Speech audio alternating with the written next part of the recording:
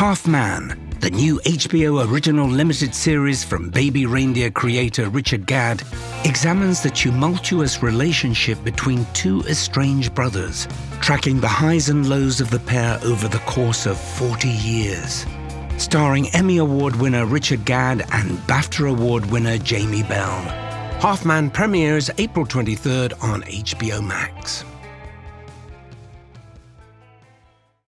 Stitch Fix. Shopping is hard. Let's talk about it. I don't have time to shop for clothes. I have to buy everything in 3 sizes to find one that fits. They know me at the post office. Workout wear is my only wear. Stitch Fix makes shopping easy. Just show your size, style, and budget, and your stylist sends personalized looks right to your door. No subscription required, plus free shipping and returns.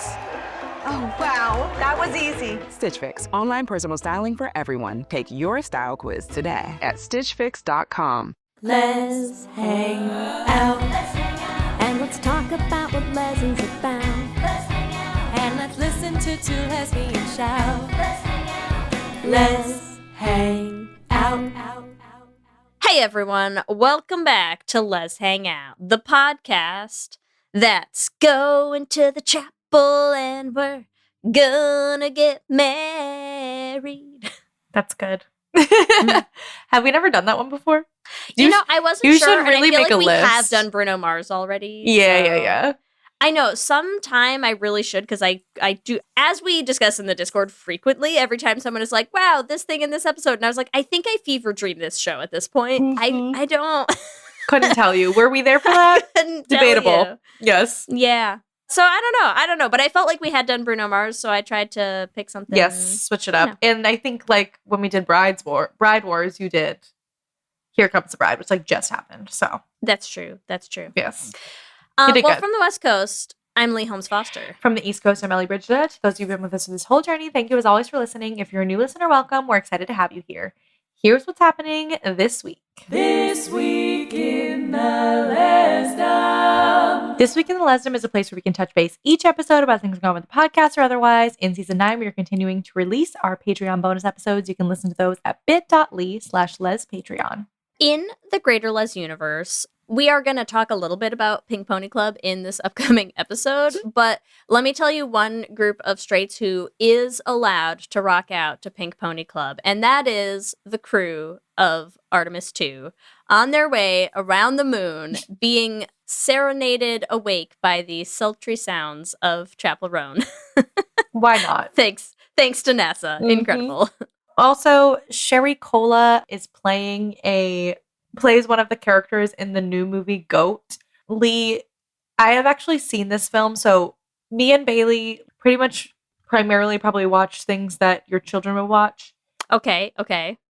Animated films on lock. And so there's an animated film out called Goat right now? Yes. I haven't even heard of this. You honestly, we loved it. Okay. It's produced by Steph Curry. It's about a goat. What?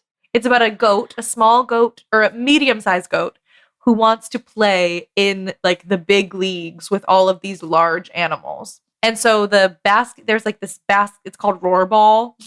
And it's like basically like Space Jam-esque, but no aliens. But like very like underdog trying to make it in the sports in basketball.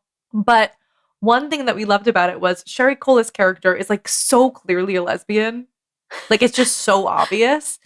And it's actually quite queer and progressive. Like Rollerball is all genders. So like the like lead, like the best scorer in the whole league is played by Gabrielle Union and is like this like stop it female panther.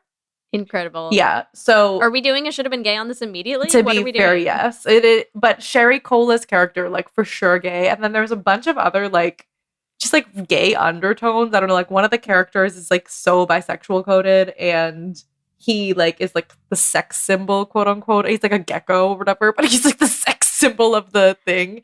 And at one point this woman goes like, marry me. And then this guy goes, marry me too.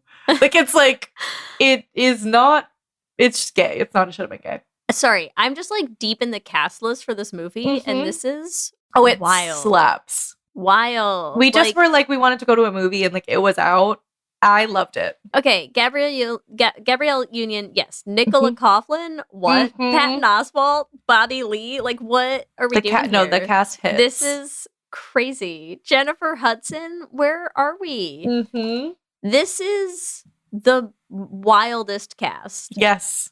And honestly, incredible. It's super hit. Amazing. I love that. You should watch it with your kids.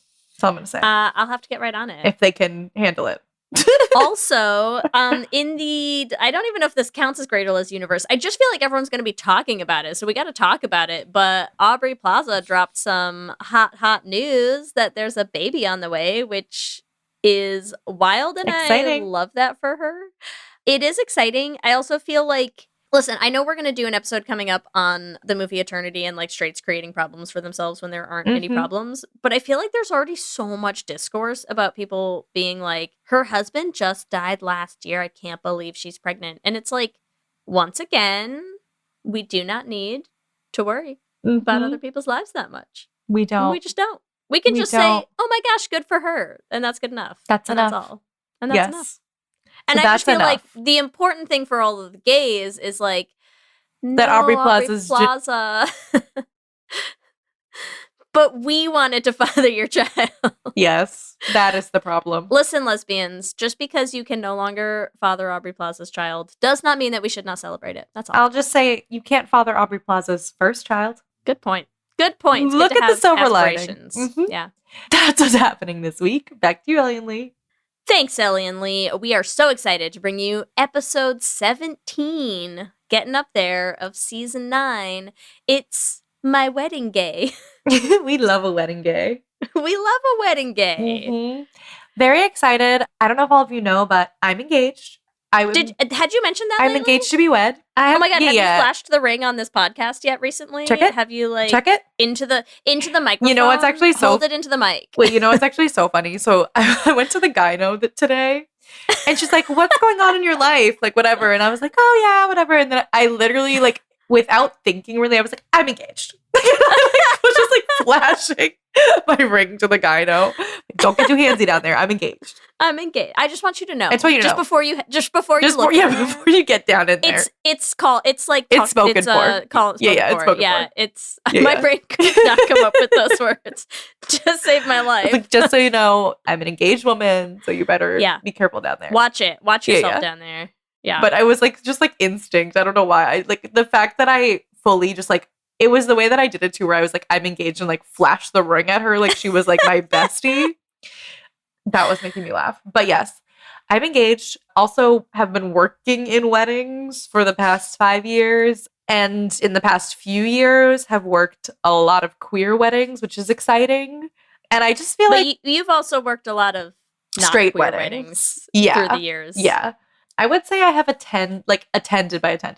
I'd say I've like performed at maybe 100 weddings, to be honest, at this point.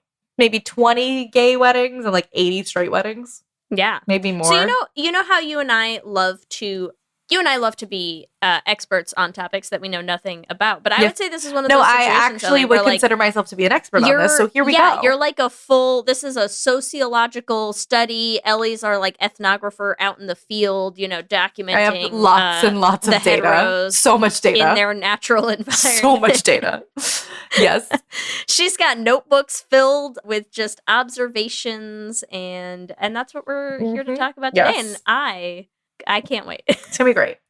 Well, I feel like one of the things, I'd just like to talk about, like, the difference between a straight and a gay wedding is extensive. But I feel like there's also like a big difference in just like the full wedding culture. So maybe we start there and then we can dive into like the actual wedding day of it all, but it's sort of all goes together. Okay, yeah. What do you mean by wedding culture? Well, I just feel like it's been interesting. So I am getting married this year, and so is my brother.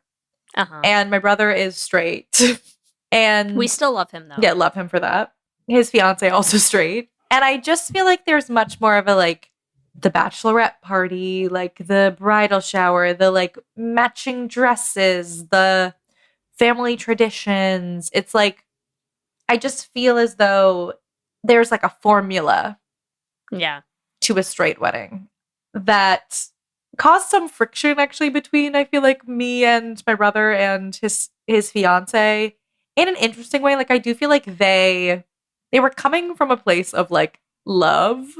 Like, I was like, I'm getting married, and they were like, you can't get married in the same year as us. But like in their mind, it's because right. There's a culture.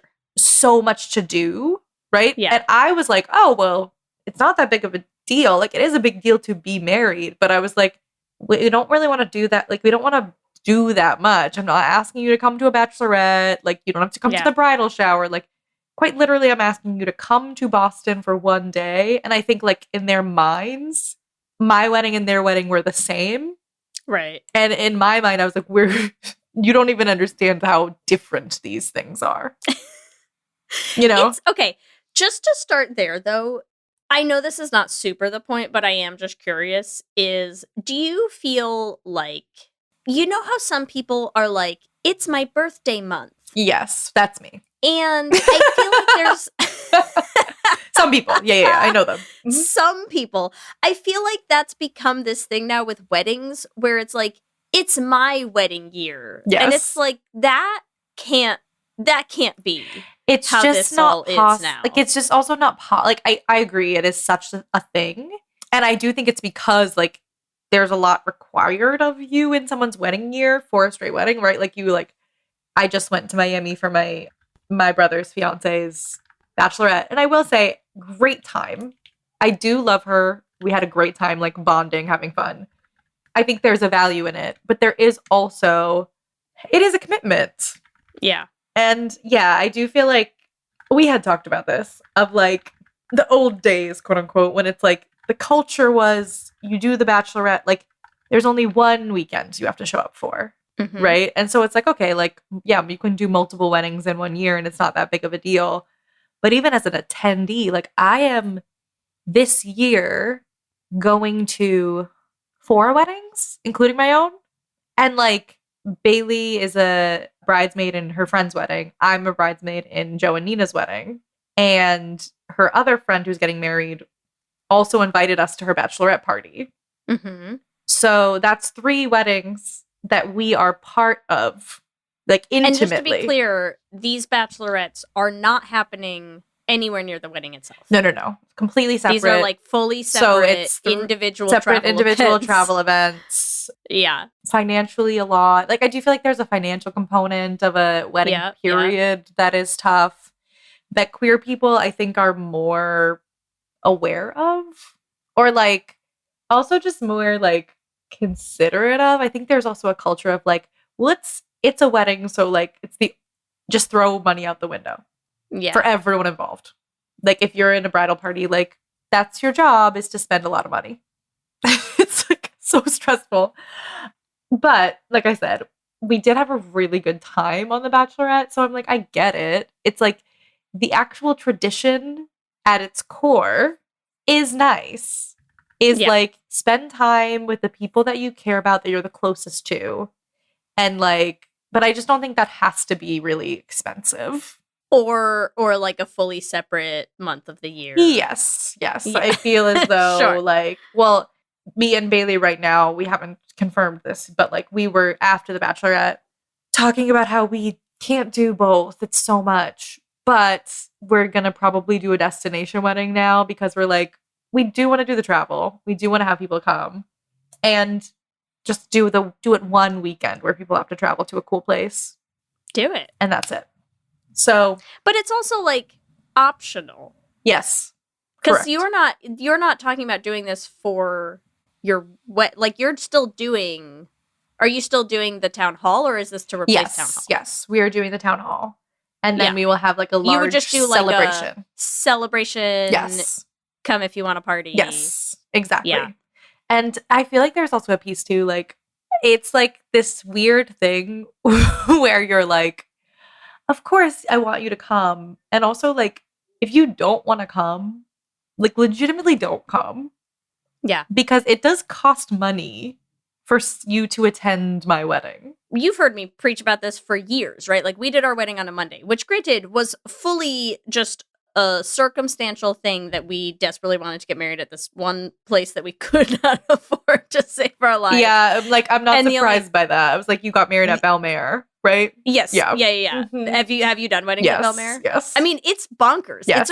It's an amazing location. Yes. That place minimum on a Saturday night was not in our budget. Yes. Okay. Yes. And we went down the list. We were like, "That's great. Do you do Sundays?" And they were like, "Yep." And we were like, "Can't afford that." And we were like, "Do you do Sunday mornings?" And they were like, "Yep." And we were like, "Amazing. Can't afford that." And we were like, "Do you do weekdays?" And they were like, "I guess." Yeah, they were like, "We literally never have, you psychos."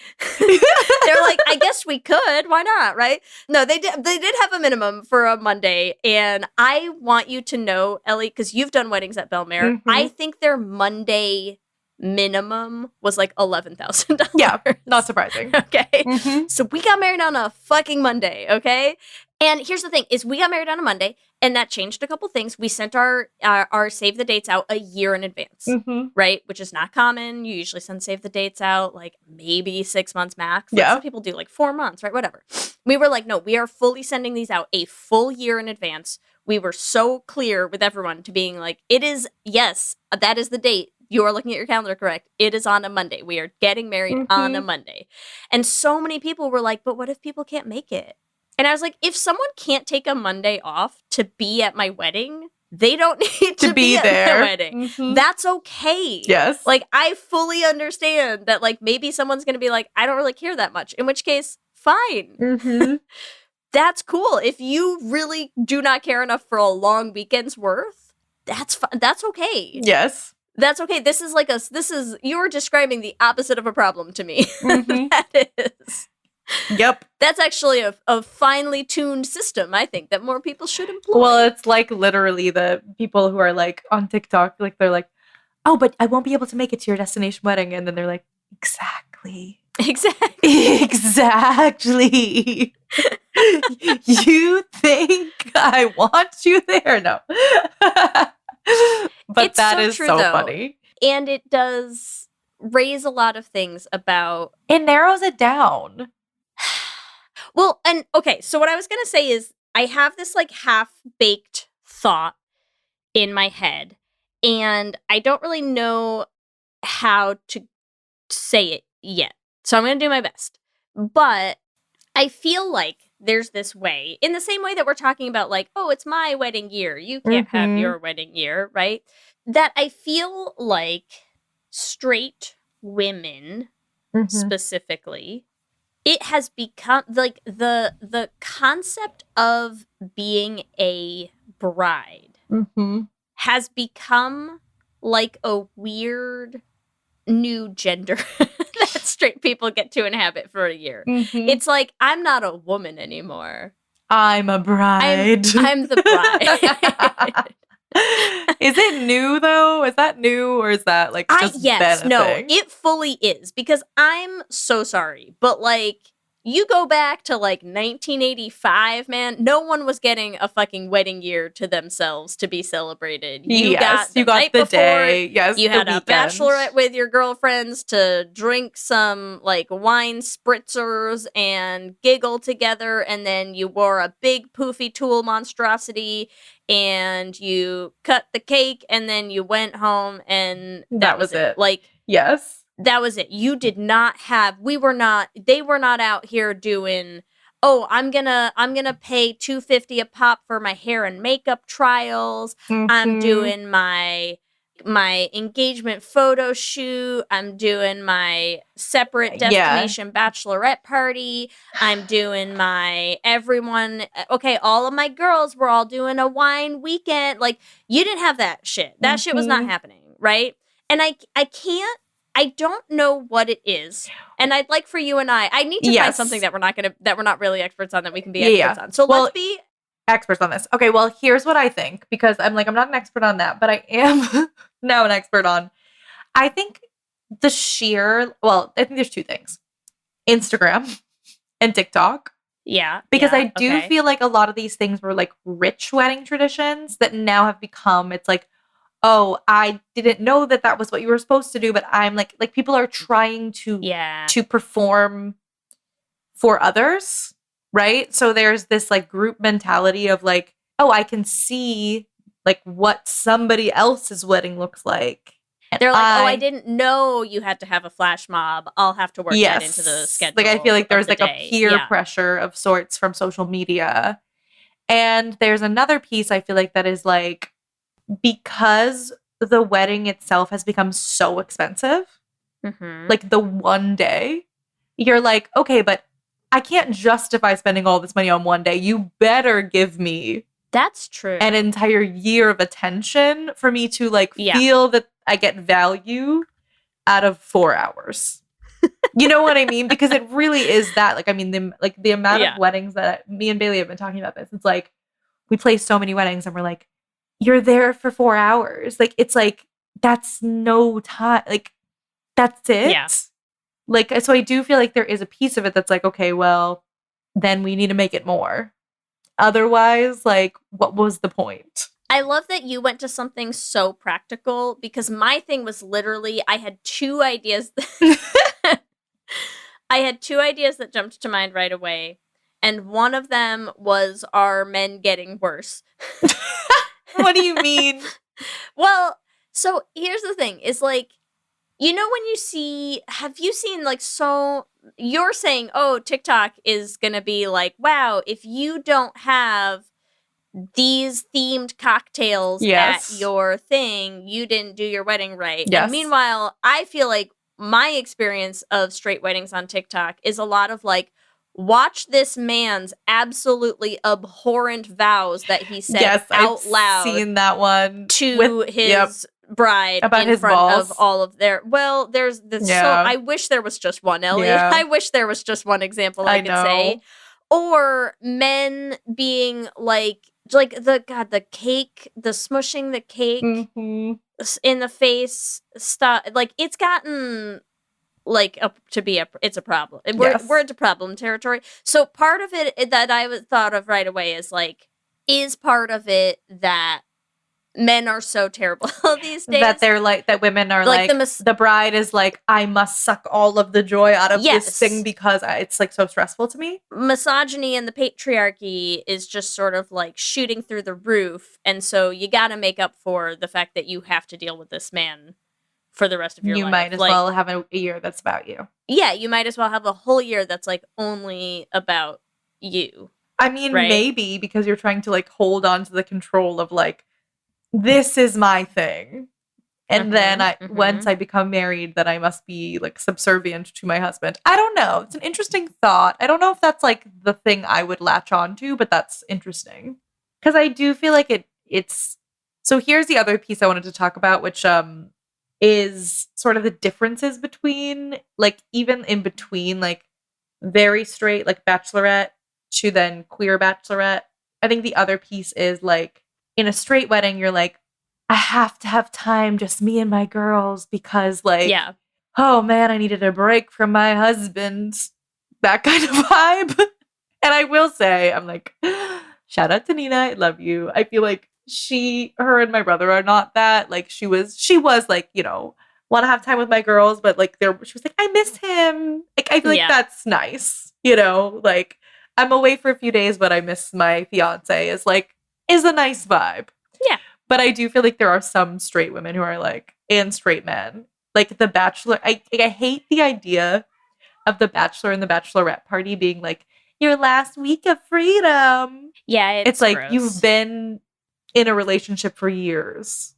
Like, you're not, or like, the old ball and chain, like all that language between like straight couples and celebrating their wedding is like really crazy to me. And I've seen some wild wedding speeches that still have that. From the bride and groom, or from guests, or like from the bridal party?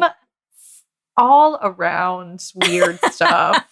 All around weird stuff. The one I remember the most is the brother of the groom talking about how the woman is the heart and the man is the head. Oh no. Yeah, like basically she's feelings and he's brain of the relationship. Yeah, I gotta go, actually. I got somewhere to be. I don't know where I'm going with this exactly, but I do feel like that's like the culture is very like, before I get married, yeah, I must spend time with my friends because like there's a death here. Yeah. Like, because I won't ever be able to again. Right? Like, it's like I'm like grasping on to my like bachelorette life. And like, yeah, once I'm married, it's over. Like, even like for Nina's bachelorette, one of the themes of the night was called Death of a Bachelorette, where we all had to wear black and mourn her bacheloretteum. I'm sorry. Sorry, what? Yeah. Did you have to give eulogies? No, but we should have. That's funny. No, it was loose. The themes were all like clothing related, really, for the most part. But I do find that funny that one of the themes was Death of a Bachelorette. Death of a Bachelorette. Wow. Yeah. But I just feel like that's the language of like the straight wedding culture is like something is dying. Yeah. And your next stage of life is like, I guess, a rebirth ? But also like it feels like a mourning of something when I'm like, it shouldn't be a celebration. Straight people just be doing stuff out here. They're just, I know. They're wild. Well, and also, I don't know, Leigh, did you do, assuming you did you and Kelsey do a joint bachelorette party? We didn't. You didn't? Interesting. We didn't. You did separate ones. We did separate ones, yes. But because we got married on a Monday, we did our bachelorette, I think, on the Saturday night. It was either like the Friday night or Saturday night. And what we did for the weekend is we like rented a big house in Newport with like both of our bridal parties. So we did do separate ones, but we were like together all weekend. And then it was like we did a couple hours on like that night where we like each went with our little group of friends and they had like planned separate little things for us. Was it death related? Yeah, there was caskets. We all had black veils, sang mournful chants about the end of our single of your lives life together, and did shots. No, it was not that at all. It was not that at all, and that's. I'm not even prepared to know what to say to that. How does one prepare to talk about that? I don't know. You know what I think is so funny too is like straight people exist in this weird dichotomy that I do not understand, where it's like being single is the worst thing unless you're getting married, in which case that's the worst thing. Alas and alack, your single days are over, right? Yes. And it's really fascinating how it's both and when and why it is both. And especially because I do feel like that has traditionally been more of the male side approach to this. And I think it's really interesting that of all of the things that women have been like breaking glass ceilings on, it's like that weird toxic approach to marriage that we're like, yeah, actually I want to talk about how awful it is to be tied down too. And you're like, what? Yes it's weird. Just comedy. I don't know, it is like weird. It's weird, it makes no sense. But I was just also gonna say like I just feel like at least in a queer sense in general, I just feel like there's not really like oh no, I'm now like can never be with another person ever again. Like, because also people are like, well, you could just be poly. Like, not actually, but I'm like, it's just interesting. The definition, I guess let's dive into the marriage part of it. I feel as though the reasons and the definitions of marriage are also like so different for queer people. Yeah. I mean, so much of wedding tradition is almost violently steeped in heterosexuality, yes. right? I mean, yes. Like so much stuff. Yes. Well, it's interesting because it's like the piece of it that I think, at least for me, I'm like wanting to be married because it's like the commitment piece of like, I am telling you and everyone around me that like you're the person that I want to be with forever. And like that's important to me to like commit and make that vow. Yeah. But like the other pieces of it like don't matter to me. Like, I don't know, like even like Bailey's dad was like, am I gonna walk you down the aisle? We're like, no. Like, you know what I mean? Like I don't know, like the The family pieces, I think, are really tough for Yeah. queer weddings. I mean, primarily because most queer people have weird relationships with their family. Weird relationships with your family. Mm-hmm. But I also think, like, even if you don't have weird relationships with your family, you're like stepping outside of it, being like the father-daughter dance is the creepiest thing that could ever exist in this world. That particular dance makes me feel so uncomfortable. I mean, partially because like I never want to have a father-daughter dance with my father. But yeah, this might be slightly you projecting your personal relationship with your father, but just a little. The amount of father-daughter dance choices, it's always not really awkward. It's not me projecting. It's the choices of songs that dads decide that they want to dance with their daughter. Another song I have to do is called "Lay Lady Lay" by Bob Dylan. Do you know that song? Yeah, people do that as a... Yes. Why? Like, I feel like people don't listen to lyrics for some reason, and they're just like... This hurts me both as a, lyricist and as a person who's had a wedding. Mm-hmm. I'm hurt on both fronts.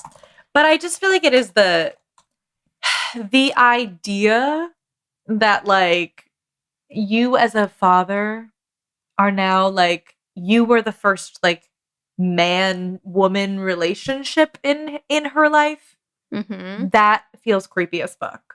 Mm-hmm. Like, the way that they talk about, like, giving a daughter away. I mean, that's like similarly weird to, there's like that whole evangelical things where they have like the girls wear like promise rings to their dads. Mm-hmm. And it's like, it's weird. It's weird. It's so weird.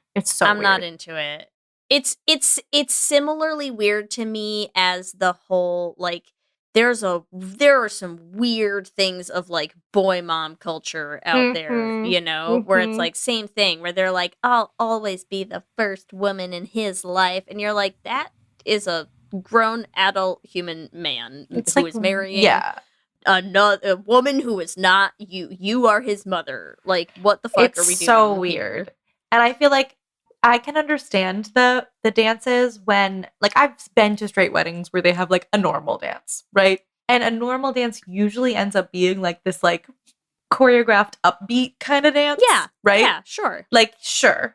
I have seen weddings where it's just like, we're going to pick a cute song we both like and we're going to sway awkwardly like we're in 8th grade and, cry because it's a big momentous occasion. And I'm like, I mean, fine. Yes. I will allow that. I will give you that. That's fine. But if you're no, I'm going to say we're going to take a break because I need a minute to recover from the emotional damage that we've just done by bringing this up. And we'll come back and talk about more. Starting or growing your own business can be intimidating and lonely at times. Your to-do list may feel endless with new tasks, and lists can easily begin to overrun your life. So finding the right tool that not only helps you out, but simplifies everything as a built-in business partner can be a game changer. For millions of businesses, that tool is Shopify. Shopify is the commerce platform behind millions of businesses around the world and 10% of all e-commerce in the US. From household names like Gymshark, Rare Beauty, and Heinz, to brands just getting started. Shopify has hundreds of ready-to-use templates that can help you build a beautiful online store that matches your brand style. And you can tackle all the important tasks in one place, from inventory to payments to analytics and more. No need to save multiple websites or try to figure out what platform is hosting the tool that you need. And if people haven't heard about your brand, you can get the word out like you have a marketing team behind you, with easy-to-run email and social media campaigns to reach customers wherever they're scrolling or strolling. Start your business today with the industry's best business partner, Shopify, and start hearing. Sign up for your $1 per month trial today at shopify.com/realm. Go to shopify.com/realm. That's shopify.com/realm. With Plan B emergency contraception, we're in control of our future. It's backup birth control you take after unprotected sex that helps prevent pregnancy before it starts. It works by temporarily delaying ovulation, and it won't impact your future fertility. Plan B is available in all 50 U.S. states at all major retailers near you, with no ID, prescription, or age requirement needed. Together, we've got this. Follow Plan B on Insta at Plan B One Step to learn more. Use as directed. When you need to send the perfect rose bouquet, only one brand can say they've been the floral authority for 50 years. 1-800-Flowers. Why should you trust 1-800-Flowers? They hand-select every stem to ensure top quality. And with nationwide delivery, smiles and satisfaction are 100% guaranteed. And right now, when you order a dozen multicolored roses, we'll double it at no extra cost. Don't miss out on this limited time offer. Order today at 1-800-Flowers.com/Spotify. That's 1-800-Flowers.com/Spotify. There's no one like you, and there never will be. From the producer of Bohemian Rhapsody, there are many legends, but there is only one. Michael, rated PG-13, in theaters April 24. I will say, love a mother-daughter dance.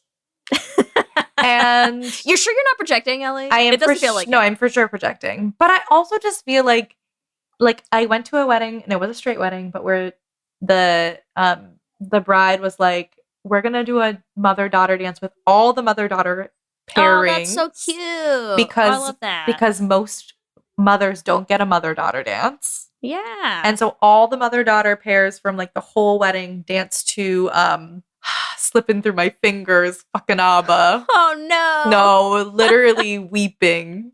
Weeping. Now that's a sweet song about actual parents. Yeah.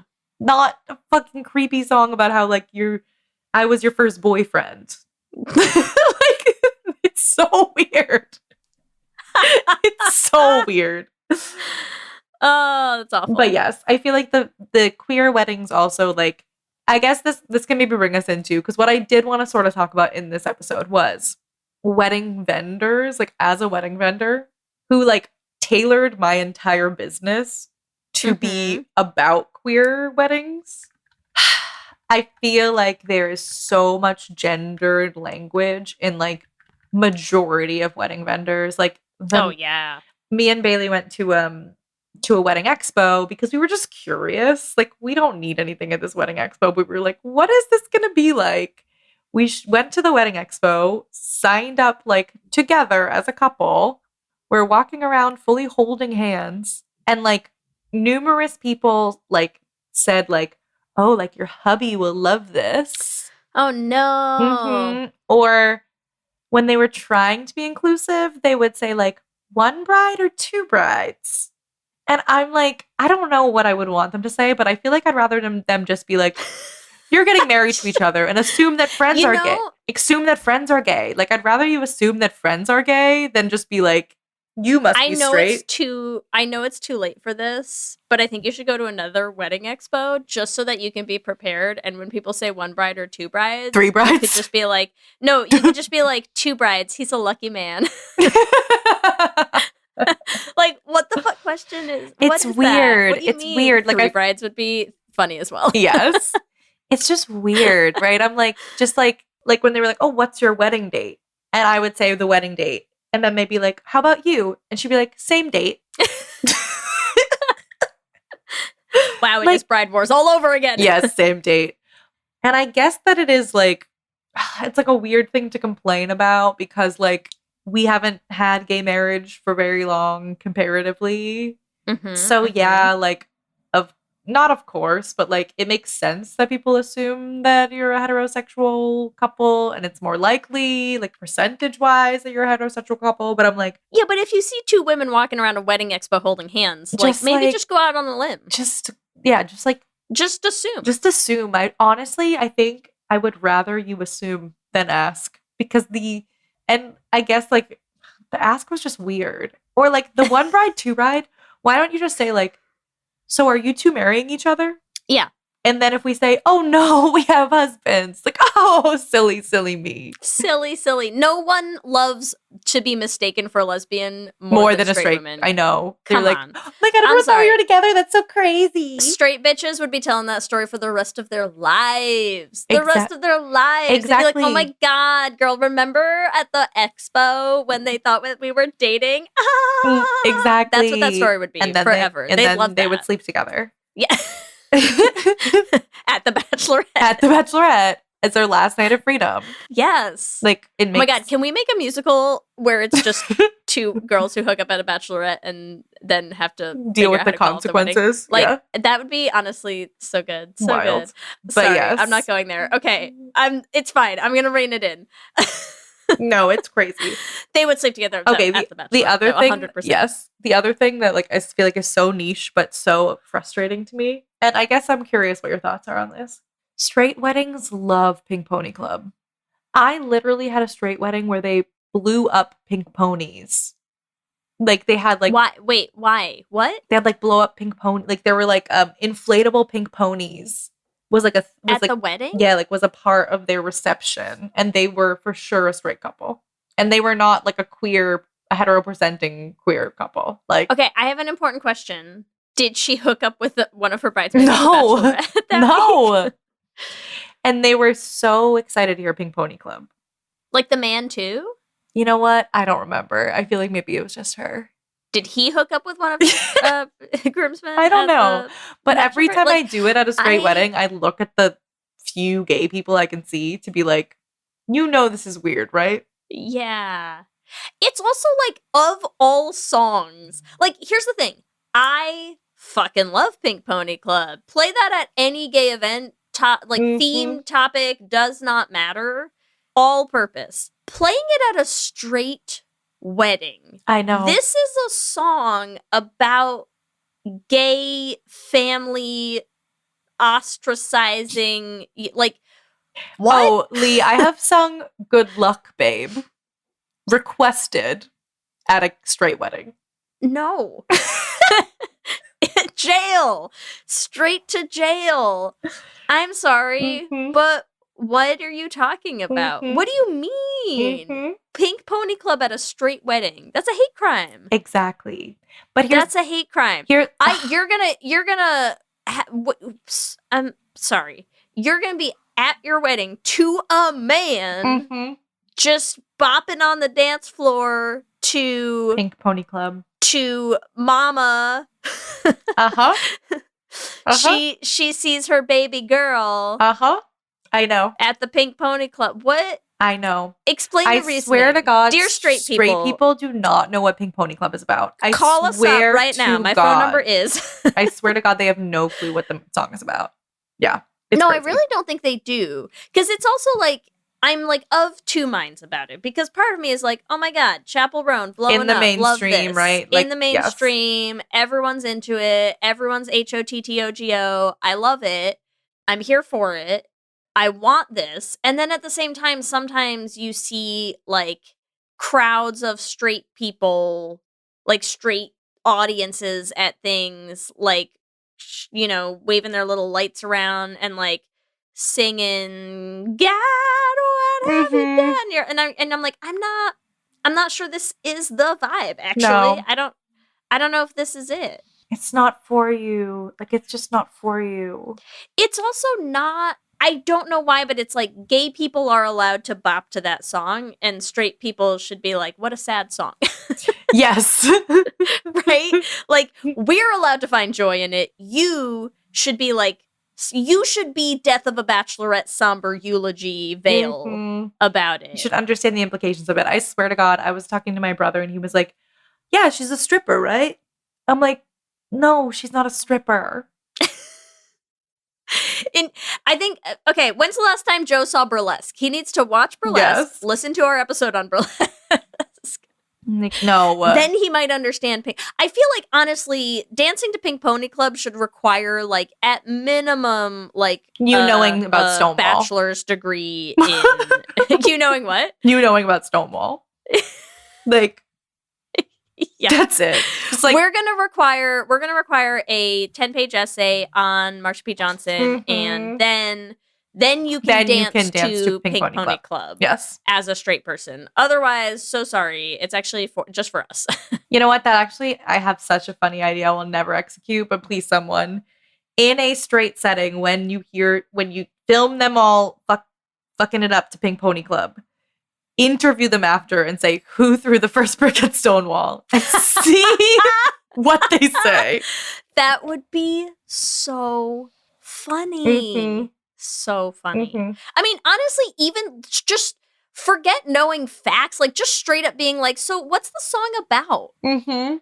Ask a straight person. What's the song about? What's the song about? Mm-hmm. That's what I want. That's what I want you to explain. Mm-hmm. You know? Like, just go up to a straight person. Like, I want some random straight girl just, like, getting down on the dance floor afterwards to have to tell me what Pink Pony Club is about. Yes. Yes. Also, what's the song about? Yes. Also, Leigh, to you, what is Pink Pony Club about? It is about having the best time dancing with my kings and queens at a strip club. Is that not it? With my girls. I'm just with my girls, but I miss my family. It's just like a good time at the dance club. It's just like I went to college, you know? Yeah. And then like my mom. And then you're just like partying in the club every weekend. And my mom's at the Pink Pony Club. That I'm an alcoholic. Yeah. Because I didn't go to church on Sunday, and she's really upset because now I'm not as religious as I used to be. It's just, okay, like, you know the song that I wrote for the Femmes that you guys won't sing? Yes. Which is truly a shame because it's a bop. But it's like, same thing, like, that song is heavy, but also a vibe, right? And I feel like gay people, you're allowed to do that. Like, gays can do that. You can be like, here is our pain. We are reclaiming our pain in this, like, euphoric song, yes. Scene. Straight people aren't. It's not for you. It's not for you. It's not for you. It's incorrect. But yes. This does bring me to another thing, though, that I do want to talk about, because you touched on it earlier, and I do think it's really interesting, is I want to talk about the pageantry piece. Okay, great. What do you mean by that? Here's what I mean by that. Here's what I think is interesting. Gay people, we love fucking, like, we are extra. Yes, we are... correct. The pageantry is high. We love, like, Halloween is our jam. We are going to, everything is going to be like that. But then you made an interesting point earlier where you were like, but for gay weddings, like, we don't do a lot of this stuff, right? And I think it's interesting that, like, I feel like plenty of gay people go harder for, like, Halloween or for, like, a random weeknight party that they're throwing. Right? Where they will be like, here's the theme. Everyone has, like, gone out for the last month getting costumes. We're all here. We're, like, dressed. We are. Then they will for their weddings. Right? Whereas straight people, this is the biggest This is pageantry the only event time that they can be. Well, and their lives. I would say, I think it's complicated. Because I also feel like it's so financial. Like, the pageantry of it all. Yes, but also no. I mean, there is a financial piece for sure, yes. Right? Because, like, again, gay people, like, financially, our situations are not always the same. And secondly, like, the family piece, your family is not always paying for as much of the wedding as might be the case for many straight couples, right? There's sort of, like, an understood tradition of, like, parents paying for things that isn't always available for the gays, yes. But I also feel like there is a piece to it where, like we were saying, like, so many of these traditions are heavy heterosexuality, heteronormativity. Yes. And there's so much of the pageantry of it that feels very put on, like, doing a father-daughter dance in a general sense, I think for a lot of queer couples kind of feels like you're like, what? Well, I just think that Weird. the pageantry... I'm not dancing with a man anyways. Yes. I think the pageantry looks different in a queer wedding. Because I'm like, the queer weddings, like, I think that straight weddings are extra, but they stay very in the lines. Right? So they're like, these are the things that are expected of me to do. And so I'm going to do these specific things. And they sort of are a lot, but, like, I don't know, they do, like, or we're going to do the sparkler exit, or, you know what I mean? It's like there's very specific pageantry, like you said, that they do. they don't color outside the lines. They're like, oh, like you very rarely will see a straight wedding where the theme is upstage the bride. Yeah. Right? And I feel like for me, the queer weddings that I've been to, they love a theme. Yeah. Like there's a wedding that we're playing coming up that the theme is, it's the Hellfire Ball. Do you know what that means, Leigh? Yeah. It's from X-Men. You were just telling us about this, Oh, right? so maybe I The told you X-Men about it. thing. Yeah, so maybe I told you this about this already. But either way, the theme is dress up like a comic book character who's going to the Met Gala. Yeah. Like, and but that's like campy. Yes. Yes. Do you know what I mean? Like gays will go campy for their weddings. Yes. Straights are not going to be campy for No, like, it's too serious. Like it's too Yes. Like it must be a certain Straights will be like, it's black tie, Yes. and then somehow also I'm doing like a garter toss, you know? And you're like, explain to me where those two meet. What's the Venn diagram of those two situations? Yes. Right? Or like where does a cummerbund meet smashing cake into your brand new wife's hair face? That she paid so much money for. Yes. The pageantry is different. Yes. Correct. But I also feel like for all of the, you know, X-Men Met Gala weddings that you'll find with queer people, you'll also find a lot of like, yeah, we're just doing like a potluck in my backyard with all of our friends. Wear whatever you want. Like, correct. Yes. Yes. We just want to get together and celebrate that we're in love. I think the point is that there's so much more variety because traditions are like whatever, like it doesn't matter, right? It's much more what do we want? Yeah. And like it's interesting too from like a family and friend standpoint too. I feel like it's like a what do we want, and we want to prioritize our friends and our chosen family more so than the family. Yeah. I also feel like gay people want people to have fun at their weddings. And straight people want themselves to have fun. Well, want themselves to have fun or want their wedding to like feel impressive and expensive. I don't know. Like it's a different It's a different goal. It feels external. The validation feels external. And I do feel like it is much more like, okay, yeah, how can we make the people who are here have a good time? Less so, how can we make this look really nice? Yeah. It's definitely like a lot or impressive. How can it look the most impressive? Yes. Yes. Because I think that goes to the same as like the black tie, you know, is like queer people aren't going to do a black tie wedding. Yeah. And I think it really depends on, I like really do feel like it is like like I said, I feel like it's like a financial piece too of like, there's just like a more of an awareness of that. Like I think about like bridesmaids in a straight wedding are expected to all buy a similar dress in the same color from a specific place. Whereas me and Bailey are thinking about like, if we even have a bridal party, what will they wear? And it will be like whatever color you want and whatever fit you want. And like what, I think there's an awareness of like gender presentation that we have. Oh my God, we haven't even gotten into it yet. Because I'm like, a bunch of our friends are trans. And even if they're not, like, they are somewhere along the gender spectrum where, like, I wouldn't ask you to wear a dress. Like, the same dress is not going to be affirmed. Like, it's not even that, like, I care that it looks good, even though I do. I'm like, I want everyone to feel and look good. But it's more like, I care that you find something that makes you feel affirmed in your gender. Yeah. And I just feel like that's a tough ask when you're looking at like the very heteronormative bridesmaid fits. Like I was asked to wear an outfit from a very specific website. And I will say like Nina still tried. Like I don't feel like it's a problem with Nina specifically. Yeah. I feel like it's a problem with the wedding industry.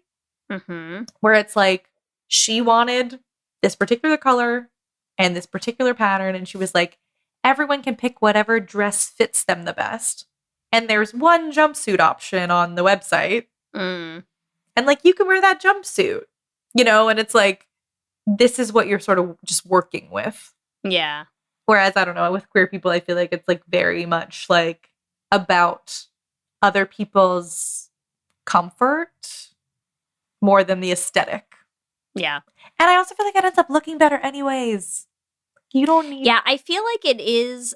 there are so many ways in which I feel like I know we were saying like gay marriage hasn't even been around that much, but I feel like it's starting to already trickle in some, and I'm excited to see it do more. Because I feel like the trend of weddings has really been going into like, everything has to be exactly how weddings get done, and that's why it costs so much, because everyone's charging $1 million for everything now, because you gotta pay the wedding prices to get the wedding stuff, and everything's the wedding thing. But you're also, I feel like I am starting to see some shift towards like, and I as the bride am gonna have my brother, my male best friend, my something be in my bridal party, because like the bridesmen, it's like people are starting to see that there's just these arbitrary things that have always been part of the tradition that again are like baked into this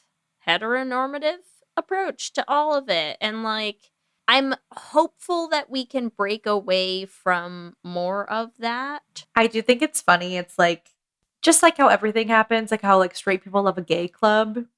It's like gay people just do it better. And then the straight people are like, oh my God. And then that's what I'm saying, like fucking Pink Pony Club. But it's like literally like, they're like, oh, Pink Pony Club's a hit. I want it at my wedding. Or like that queer wedding I went to was so fun. Let me copy that now.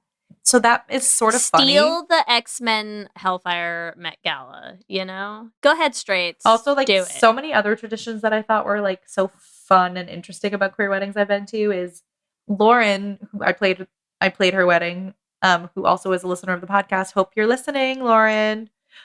Did a Labubu toss instead of a bouquet toss. Oh my God, stop. Like, they did a Labubu toss. They did a Pokeball toss. So it had, like, a Pokeball with, like, a bunch of Pokemon cards in it. What else? Here, okay. Oh, dice toss? They did, like, a D&D dice toss. You are bringing up such a good point.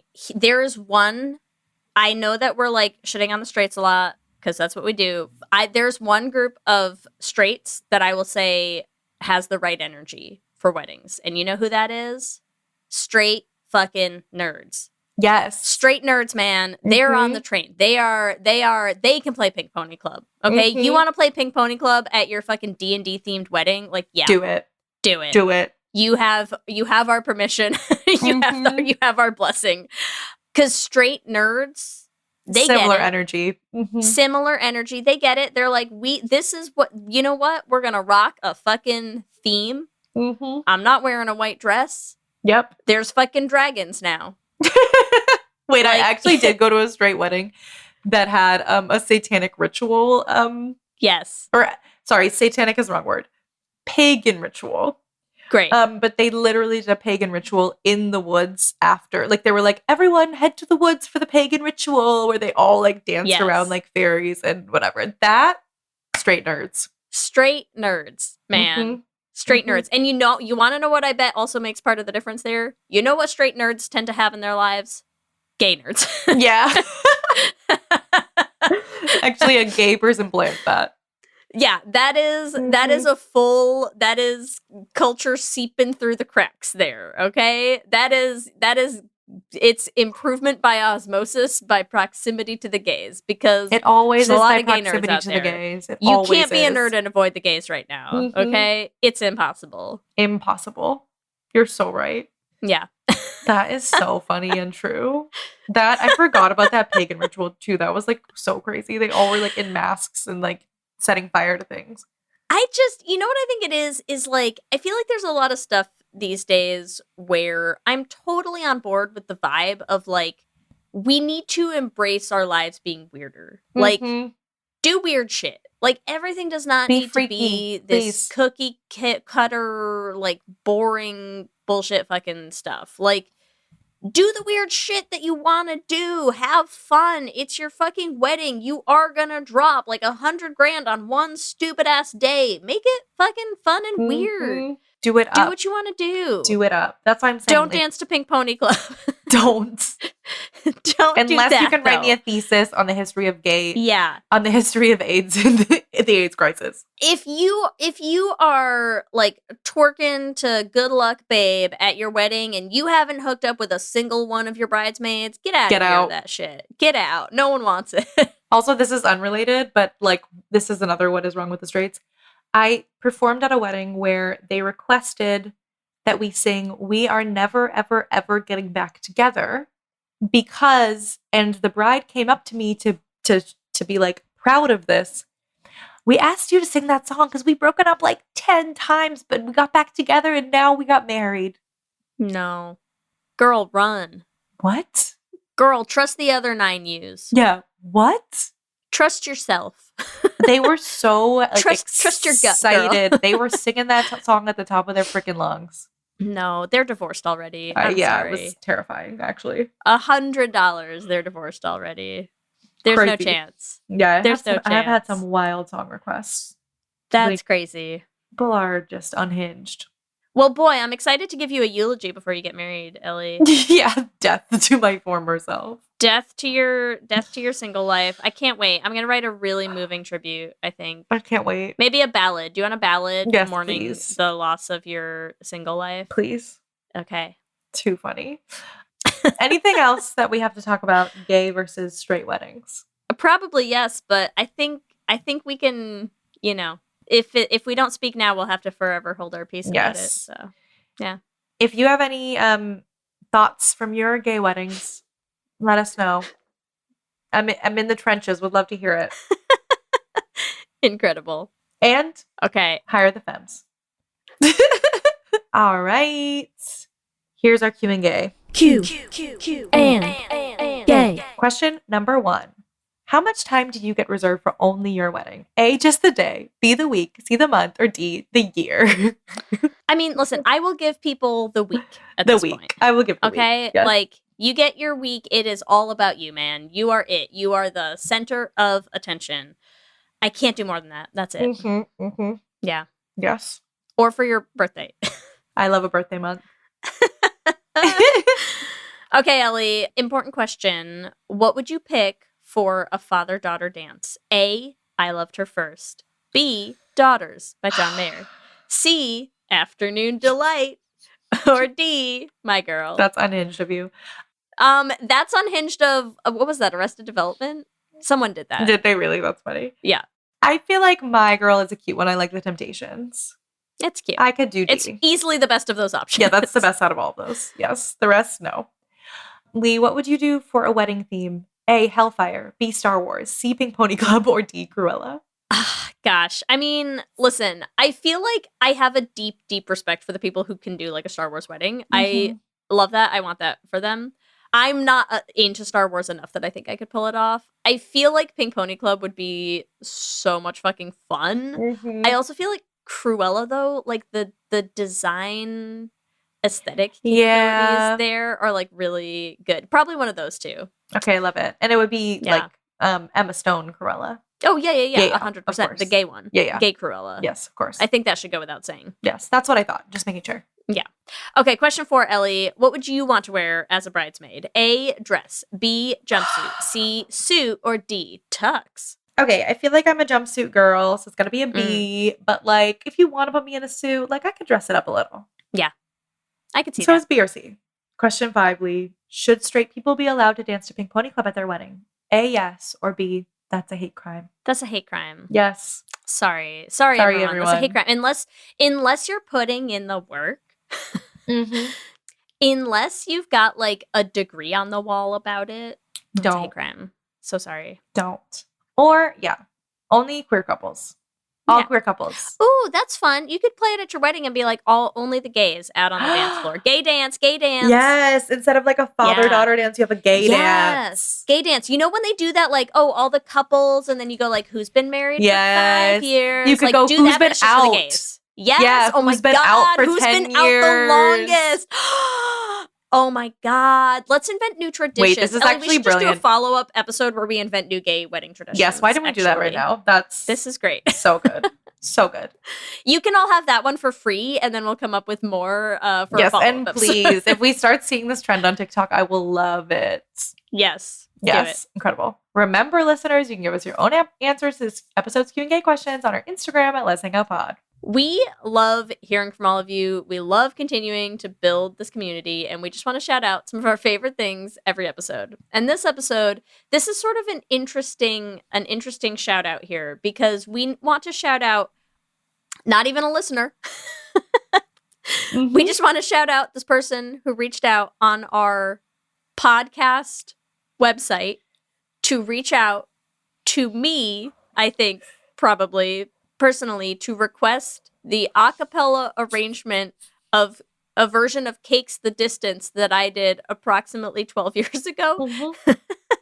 And I just for my the a cappella group in Boston dedication is incredible. Yeah, is truly incredible. So shout out to them. I'm going to see if I can find that arrangement. But sometimes you get things in your inbox that are a true delight to stumble into. And so I love that. We had to shout that out. So there you go, everyone. If you want to reach out for old a cappella arrangements from my Boston a cappella group, mostly hit up Ellie. Hers will be better than mine, but you know. Well, it's funny because I read that and I was just assuming they were reaching out to me, but I was like, I never arranged that. So I was like, I think this is a mistake. Yeah, and Clearly, then I had to be like, no, Ellie, they're it was asking me. for me. It was me. That's it was crazy. me the whole time. It's never me. No one ever recognizes me. It's always Ellie. No one ever wants my a cappella arrangements. Except for because on Ellie's that, are better. Except it's for fine. on that airplane. That one time. That one time 8 years ago. Yes. You know? Yeah. Yes. You can live on that high ever since. As always, want to thank our Lesbian Jesus patrons, Mark Foster, Lizette Stye, Adi Benitez, Sophia Phillips, and Armani Gucci.